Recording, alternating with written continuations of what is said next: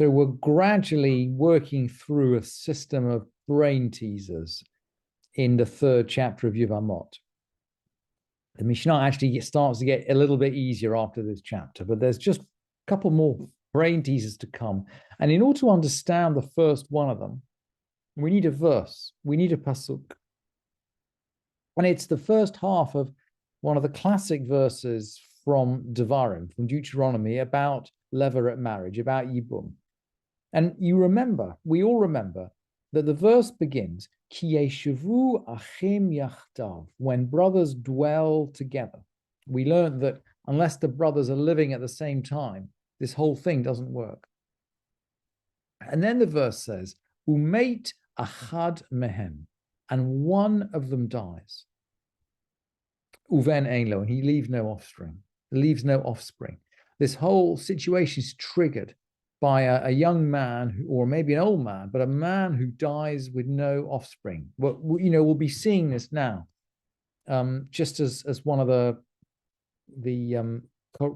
results of the war in Gaza. We'll see these young men dying without offspring. So this whole issue of Yevamot will become very relevant in the land of Israel in coming months. And the verse is precise about the fact that one of them dies, only one. And the Mishnah is going to explore a situation where a woman is possibly tied to two brothers. And the Mishnah is going to say, no, we're not interested in ties to two brothers. In order for this to take effect, we need a tie to one brother. And if there's a question of a tie to two brothers, then the whole question of Yibum is just irrelevant. So let's look at the Mishnah. 3 brothers married to 3 separate women, so no sisters now. Just 3 brothers who are all married. Clearly, we need 3 brothers, because if we didn't have brothers, the whole issue of Yibum wouldn't arise anyway. So we're always going to start with 3 brothers, or 2 brothers at least. Okay. So we're familiar with the pattern now. Clearly, this whole thing is going to start with one brother dying. So one brother dies. The asava hasheni ma'amar, and the second brother performs ma'amar, and then he dies. And we've seen this situation before, and I've drawn it out actually. I think I've got a diagram of it here. So we're using now the ABC nomenclature. So Alice, Betsy, and Charlotte, they're individual women, and they're married to Alex, Bob, and Charlie. And Bob dies. So Charlie's preparing to do Yibum with Betsy, with Bob's widow. But rather than consummating the marriage, he agrees the rabbinic contract to perform Yibum. In other words, effectively, he does a rabbinic betrothal. This can be done either with silver or with a document. And so Betsy, in this case, she's in a little bit of a limbo. I mean, just like a woman who's received kiddushin but hasn't come onto the huppa. Nowadays, we do kiddushin and nisuin both under the huppa. We don't like to separate the betrothal and the marriage. But in the time of the Mishnah, it was very common to separate the betrothal and the marriage. Perhaps the man didn't have enough money, right, to pay the ketubah. So we had to organize the betrothal first, and then he might get money to get married. So in the time of the Mishnah, the betrothal and the wedding were sometimes separated. And in this case, it seems that Charlie has betrothed Betsy. He's promised to carry out Yibum on her via a deed or via silver, but he hasn't actually consummated the marriage. So Betsy is sort of connected to Charlie, but not fully connected. What happens next? Well, Charlie dies. So now Charlie's died. So there's only one brother left who can perform Yibum, and that's Alex. And Alex theoretically could perform Yibum both for Betsy and for Charlotte. He can perform Yibum for the 2 surviving widows. But what is the nature of his relationship with Betsy? That's the question. Is he going to perform Yibum for Betsy because she's the widow of Bob? That's one alternative. Maybe the ma'amar, or maybe the betrothal has no significance. In that case, she's just the widow of Bob. Or maybe the betrothal does have significance. Maybe she was connected to Charlie before his death. So maybe she's the widow of Charlie. And Charlotte then is Charlie's wife, is Betsy's rival. And we don't know the status of the ma'amar, the status of this betrothal, what is reflected on the source sheet with the yellow arrow, the orange arrow. The status of a ma'amar is indeterminate. We don't know what Betsy's status is. And of course, we can expect, if we don't know what Betsy's status is, I think we can expect the rabbis to be conservative. So let's now go back, and let's just go back to the Mishnah now. If we understand the situation, we can go back to the Mishnah. So, one of them died. Bob died. The second brother performed ma'amar with her, that's Charlie, and then he died too. So we don't know what Betsy's status is, but the rabbis are going to be conservative. We can expect that. So they perform chalitza, but not yibum. Both women give chalitza. And the Mishnah actually quotes our verse, Umeit achad mehem. Yevamot yavo aleha. If one of them died, her husband's brother will perform levirate marriage. She aleha zikat yavam echad. Only someone who's bound by one yavam.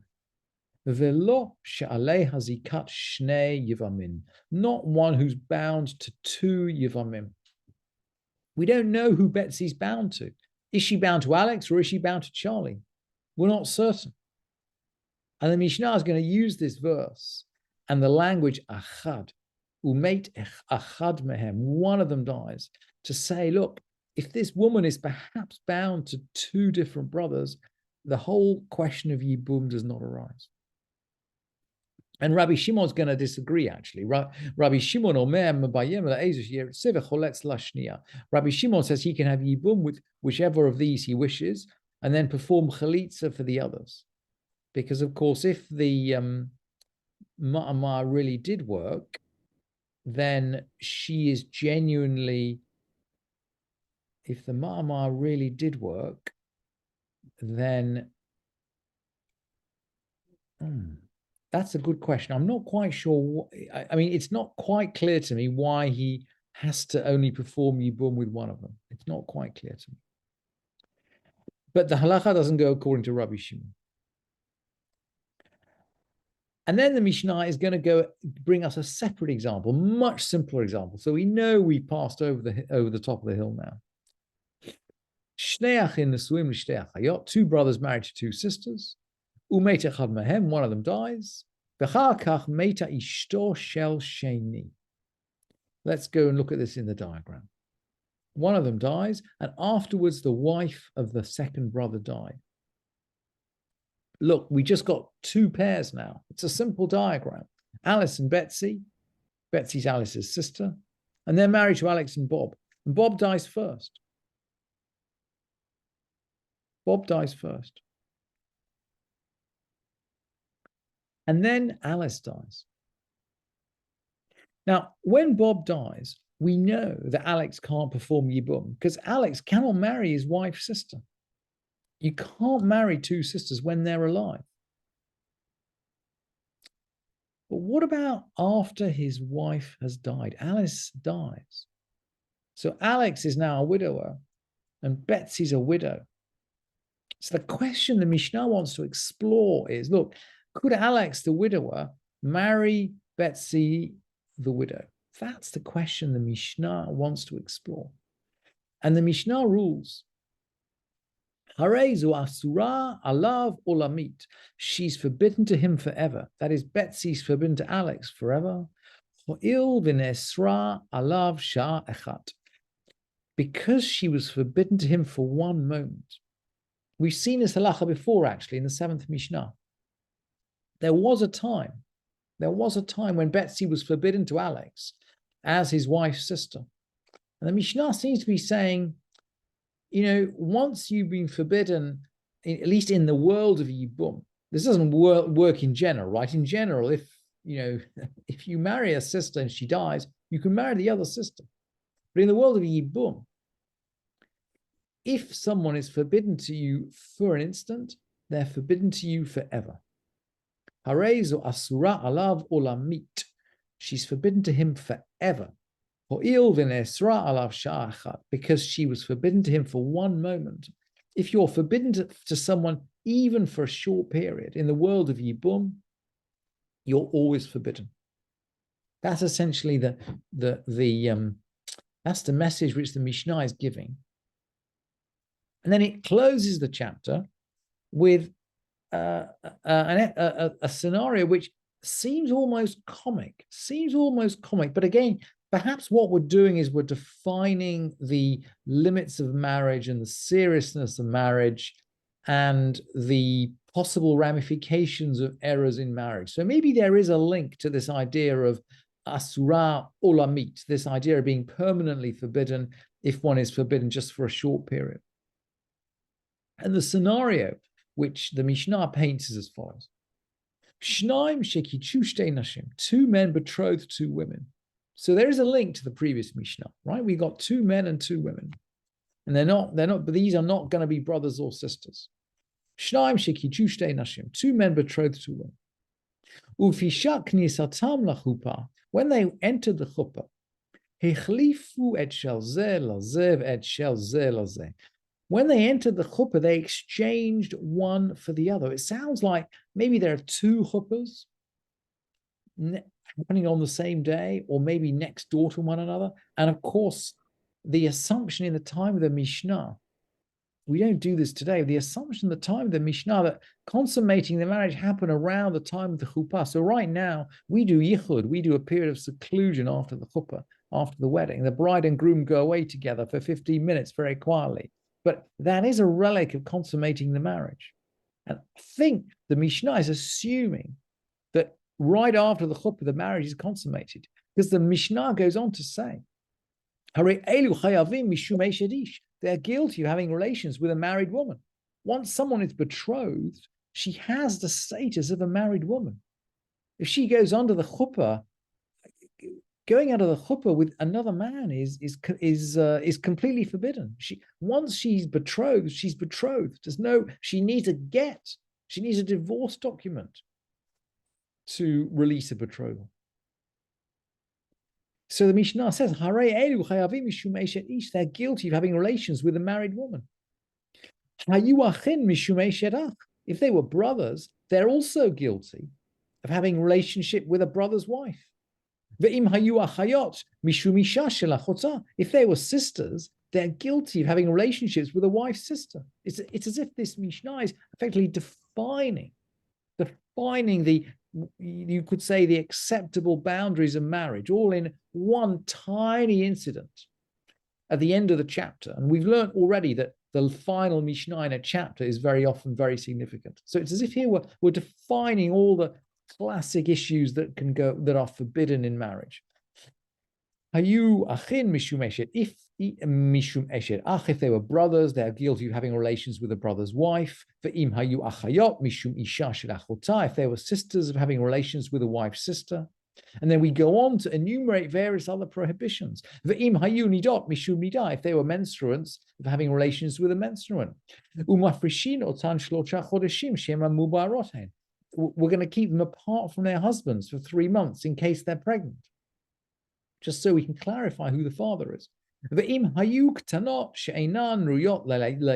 they were minors, and sometimes it is theoretically possible to marry off someone as a minor, although she has the right to say no later. If they were minors incapable of bearing children, they're returned at once. This must mean to their proper husbands. If